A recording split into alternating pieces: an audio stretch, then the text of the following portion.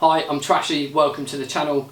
So this is going to be the first video in a series of videos about Milsim Loadouts. I'm going to be taking you through today direct action kit that I would have for an hour, say out on the ground to go and do a smash and grab. I will be taking you through a load of other kits for myself if you're going to be out on the let ground for longer, more sustained periods, all the way through to what you're going to need if you're on a 72-hour stuck on the side of a mountain kit. I'm also going to be doing some really cool videos. I've got some of my friends involved, some of my team members, some other really cool guys from within the Milsim community taking you through their loadouts and what they run. So plenty more from the series. I'm going to jump in and take you through what my direct action kit is and what I would recommend to have on you if you are going to do a smash and grab, or if you're going to go straight to a target, hit a target and then come back in. What I would say is with smash and grabs, they normally say that the objective you should be in and out, say around 20 minutes depending on your infill and exfil times, but I would always prepare to be out on the ground for around an hour. So if that means taking on a load of water beforehand or taking a small sack with you just with water and spare ammo and stuff like that in, really depends on the terrain that you're going to be in. But what I would say for an urban smash and grab, this type of kit, you're not going to need a day sack, you're just going to be going in, hitting that target. You want as little on you as possible. So top down, I'm wearing a beanie, sometimes I would wear a cap,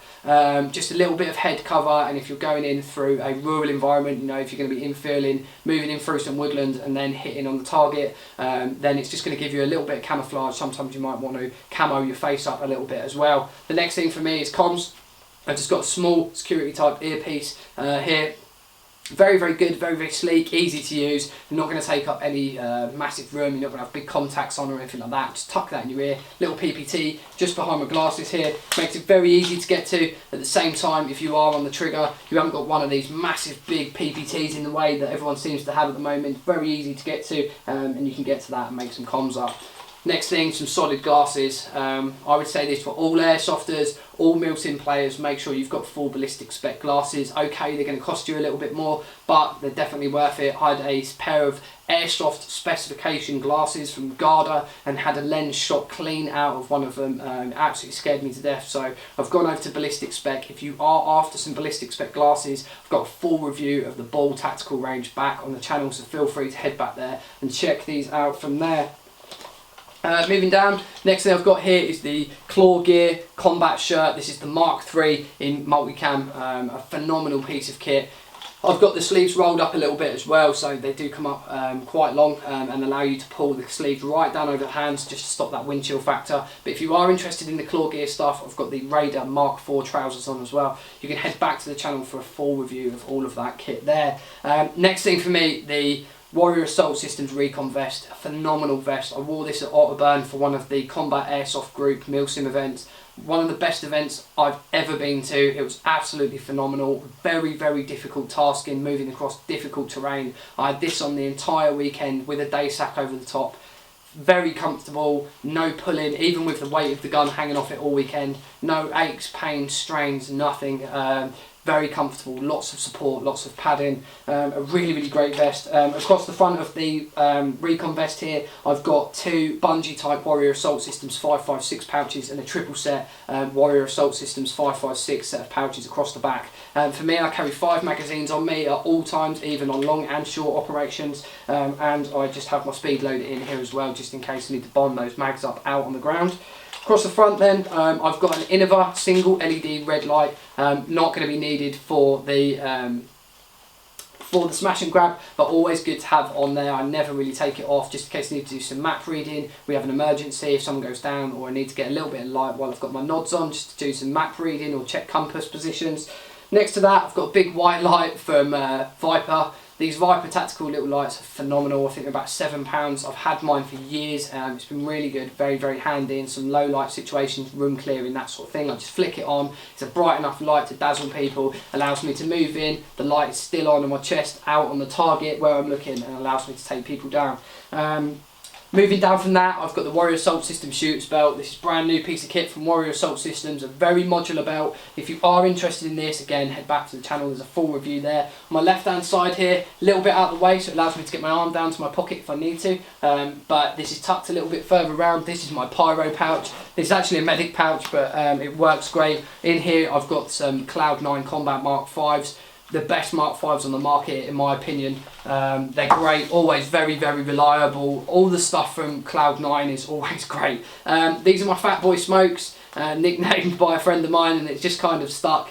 Cloud9 or Octavius Hunt as they used to be known, smokes are the best on the market in my opinion. I've thrown a few of these down and the enemy have thought that we've thrown sort of 4 or 5 smokes down. It isn't, it's just been one of these. They kick out a shit ton of smoke, absolutely will cloud up an environment with one of these. If you get 2 of these down, the enemy ain't seeing you for days. You can bring a vehicle in there and get them out with 2 of these going. So my Fat Boy smoke, this is, you know, if shit does hit the fan, this allows us to exfil, or if someone gets injured, wounded, we're pulling out a HVI who's been injured or anything like that, one of these down, it allows you to escape. Another nice thing about these very quickly is they come with a spare striker on the side. Genius. It's a very nice thing done by Cloud9. Another thing for them is the Cloud9 wire pull smoke. I always set these up as trip flares, purely because trip flares can be quite dangerous, having a flare go next to someone's leg, or if they lay on the wire where these smokes are quite harmless. You know, you can strap this to a tree, this top part of the body, pull the wire out this way. If you are always using these, never pull the wire up, always pull it out. Tie some fishing wire around this, round to a tree, someone runs through it, pulls the cable away, and then you've got a big plume of smoke to know that you've got some enemy targets in the area. So I always carry one of those, always carry some bangs, always carry some smoke on me, just in case clearing those buildings or exfil or anything like that. You're trying to get out there, you need to cover the convoy to get yourself out, a couple of those smokes, or even as a coloured marker to show the convoy where you are, always very handy. Moving round then after that, I've got my Warrior Assault Systems universal holster. I've had a number of guns in here. At the moment I've got in here my KWC MMP40. It's a CO2 non-blowback. Very reliable pistol, absolutely love it. It works in all weathers, fits lovely in this holster. What I would say about this holster is I've had a Glock in here, I've had an M9 in here, and I've also had an 1911 in here, and it's all fitted absolutely fine with no worries at all. Next to that, Warrior Assault Systems 40mm grenade pouch. I've got my 40mm flashbang in here just in case things need to go really loud. And that's pretty much it for the loadout. For what I'm going to be wearing, got some Mechanix gloves in here. Always wear gloves, keep my hands nice and protected, not just from BBs, from in and out of doors, jumping over walls, you know, pulling yourself upstairs, grabbing older teammates, anything like that. Just make sure you don't get any cuts, nicks or anything on your hands. Nice solid pair of gloves. These are Mechanix woodland gloves. And last but not least, my primary weapon. This is my G&P TMR 10-inch, completely standard on the outside. Internally, it's got a pro win and a tight bore barrel. Got a magazine in here from Aries. On top, I've got a Hawke Sport Dot, which is not the fake version. It's a real steel copy. They're only about £40. Very good. A very accurate sight. Doesn't lose any sort of accuracy from the scope or from the dot or anything. It's very solid. And I've got it on a riser sight here from eBay. Next up, I've got my Dbala2 from G&P. Very solid piece of kit again. Really great. Every time I've used it, it's been good. It runs on a CR123 A battery. It's got an illuminator on the front, IR illuminator, and it's got a IR laser pointer and a visible laser pointer on there. I never use a visible one. When I've got my nods flipped down, I stick that IR on. It allows me to take out targets without them seeing the naked laser. And on the front of here I've got a suppressor. This is actually a foam filled suppressor, so it does make a difference to the sound. It can quickly detach if I need to, and that goes straight into a pocket just to bring the length of the gun down. But I do like running the suppressor. It really does dull the noise down from the gun. Quick release again if I need to take it off. A few other things that I would definitely recommend having. These are in my pockets. And I'll run over these very quickly, but stuff that I would always recommend to have: pad and a pen, key to any Milsim. Always have this on you. Always remember though, you may get caught with evidence on you, but I'd rather be caught with emergency numbers, emergency rendezvous points, that sort of thing, than not have them on me, especially if you're out in the sticks. You need a 9-figure grid to get you out of there. This is going to be very important. So that's always in one pocket, and then in my other pockets I've got a selection of stuff here, stuff that I've previously mentioned, but things that I'd always say is very important. Camo cream, need to cam up, need to black up while you're out in the ground.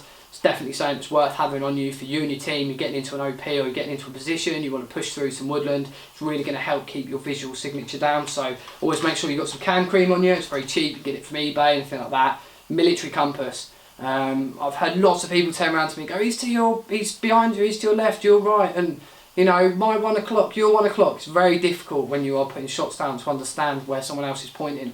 If you have a compass on you or a compass out, it's very simple for someone to go, that guy's at north, northeast. The whole team then, if they've got compasses on them, can focus in one direction, especially if you are looking into a target, if you need to call things out for reconnaissance. It's very, very good to use a compass navigation than anything else. So have a good compass on you at all times. They're only about £7-8. You can get them very, very cheap on eBay.